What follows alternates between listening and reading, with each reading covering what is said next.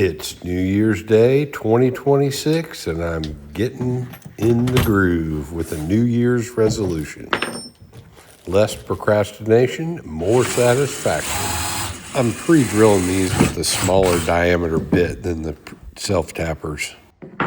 I'm using a pocket hole drill bit to countersink these self-tapping panhead screws. I'm adding these horizontal lath strips to minimize the thermal transfer, and I'm going to sandwich them between insulation floor to ceiling on the driver's side and on the V-nose. The other side is going to remain 1 inch thick with no horizontal lath strips. I'm leaving the passenger side 1 inch thick because of the door, and that's where I'm going to add the windows. And I didn't want to get into any unknowns with the thickness of the RV windows. If you missed episode 1, I explained this is the first time I've made a cargo camper. Ideally, conical head self-tappers is the way to go, but I had all these around, so I used them. This is just a regular drill bit. You know, it's kind of like using a roto zip, but it worked just fine.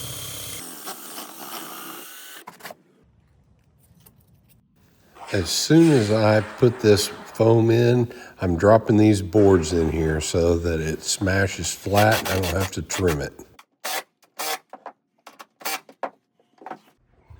And ripping down plywood is the best way to go, but I'm trying to use wood that I had. That board that I'm working on there had a twist to it, so. I can't tell you how happy I'm going to be when I get through messing with this foam, the lath strips, the insulation, and I get to start building something. This kitchen galley is going to blow some minds, I'm telling you. Stay tuned for it. I marked on the floor where all my studs are. I'm guilty of being too aggressive and too forgetful. And I have learned it pays to just take your time and think through the whole process. Here, what I'm shooting for is to screw in 3 screws, but don't set them, just so I can line it up in the pre-existing holes. Right now, I just wanted to get that all smashed in there with that foam in there, because I don't want to trim it if I don't have to. And make sure you set a few screws at the bottom to snug that up tight so you don't get any bowed boards sticking out because of that foam.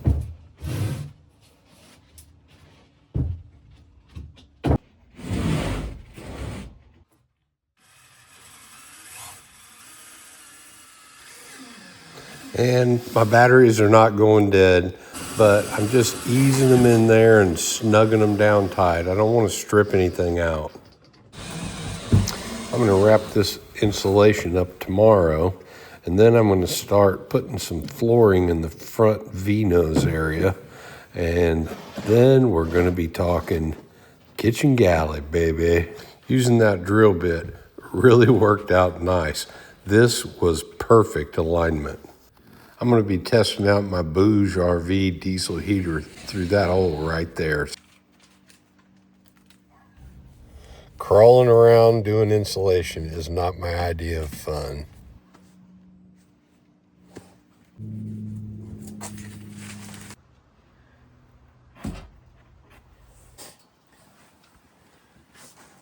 I'm going to try to line up these 2 in the middle and then shoot that way.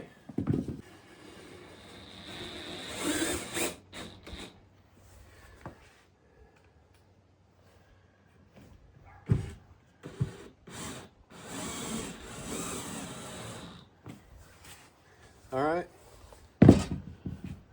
I'll spare you the rest. Well, there you go. It is freezing cold outside. It was 24 degrees this morning.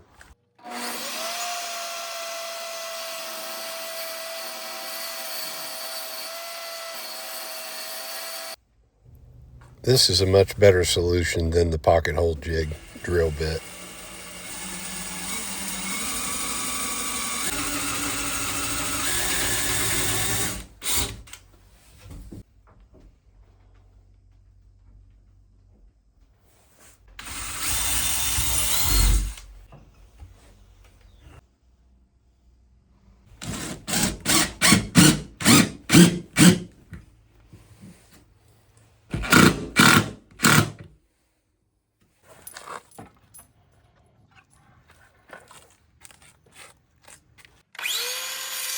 Cutting this with the backside facing upwards reduces the tear out on the face of the inside.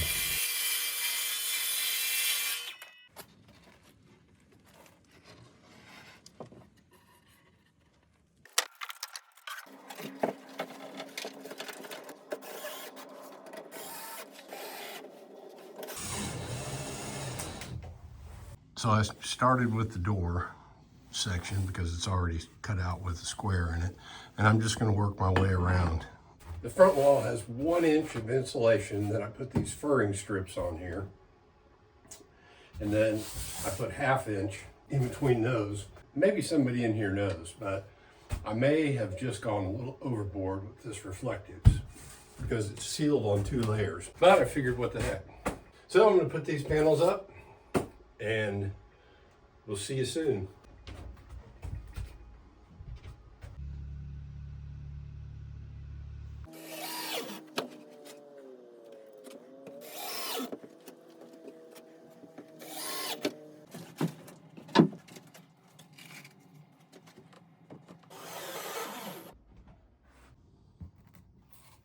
I took this piece of scrap and it just basically makes them all the same height.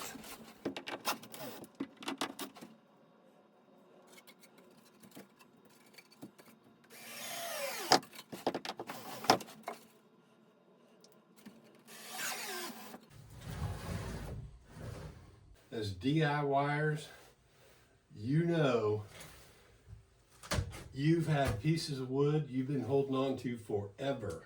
Hit the alerts bell if you want to see how this turns out. 170-year-old barn beams. Woo! The day I found these things, I knew I had to have them. I didn't know what I was going to use them for, but I had to have them. And I'm going to lighten this load because these beams are heavy and you need to save weight in your trailer. And that was heavy, difficult, and challenging, but it's half the weight at this point.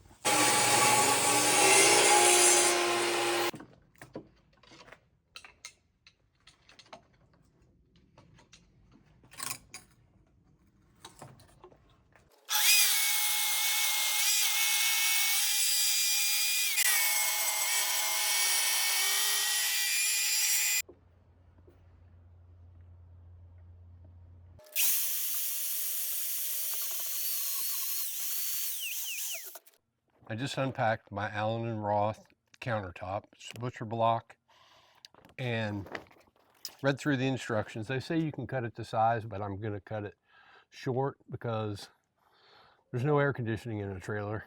So I'm going to give it 1/8 of an inch for expansion and contraction. It also says you need to coat all the surfaces, the top, the bottoms, the edges, everything. And the reason for that is because it seals in that moisture content and it will not move like it would if you didn't seal it.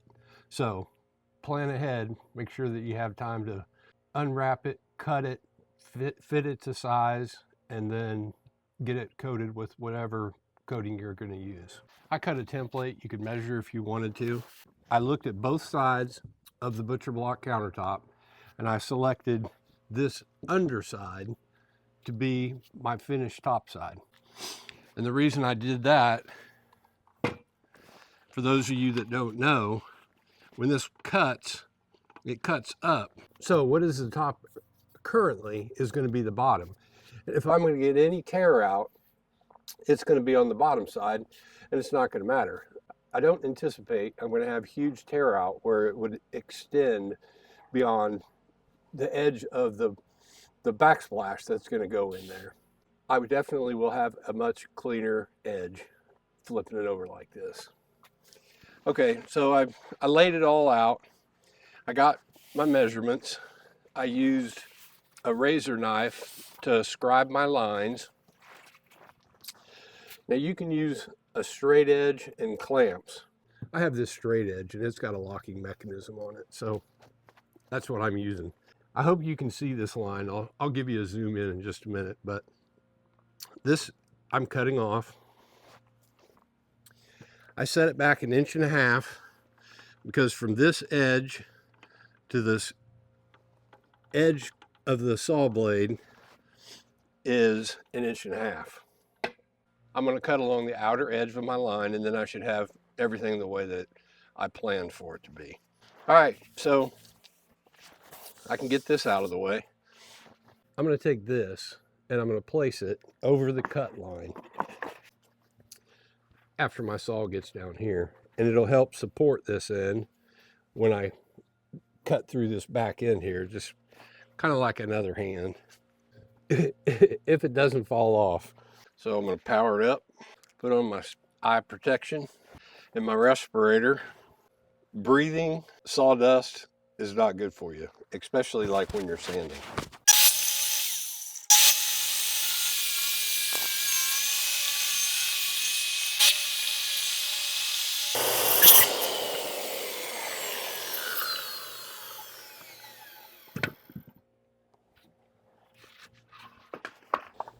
Well, that sucks, but I'll show you later how I address this little tear out.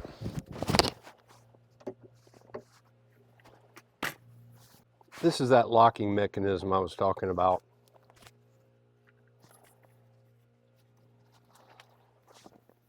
Now here you can see I clamped it because that only works on square cuts. So I have this Jorgensen clamp and another clamp on the other end here. And again, I set this back for my blade. I'll get close where you can see. There's the scoring mark that I made with my marking knife. So now I'm just going to cut that one off, and I still have to measure and lay out the other side.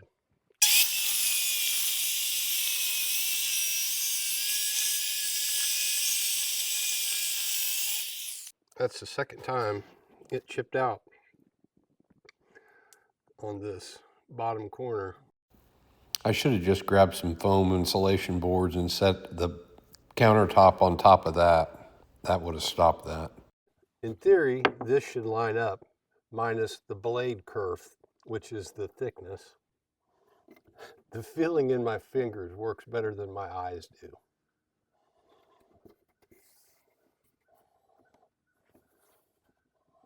I put the template up there, and it's very close. I scribed that to the wall, so that wall's not perfectly straight. It's particle board, 6 years old. So I'm just going to line this up an 1.5 inches, and this should be 14.25 from this corner to here. I'll double check that, but I'm going to go ahead and clamp this down, cut it off, and we'll drop it in and see how it fits.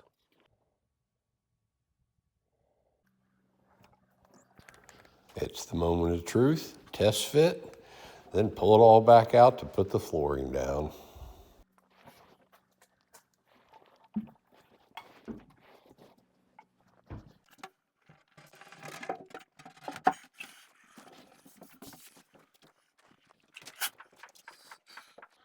Well, there she is. You can see that one chip out. Well, you saw that where that tear out showed up on this top surface. So glued that little piece that busted off, and then I taped it on here. But let's see how this thing fits. It's a little tight down here.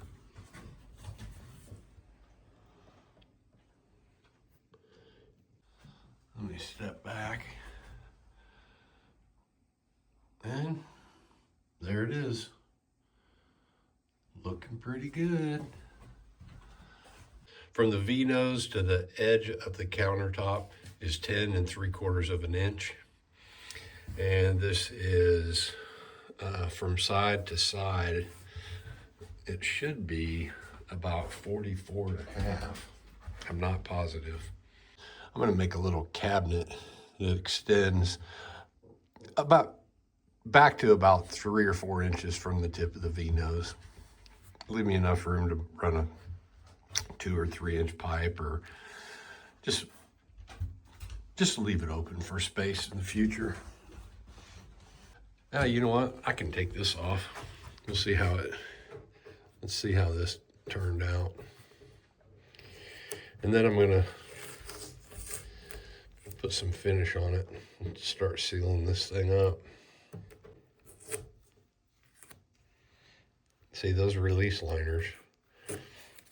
Comes on sticky backs. It's not perfect. So anyway, I can work on that later. All right, there we go.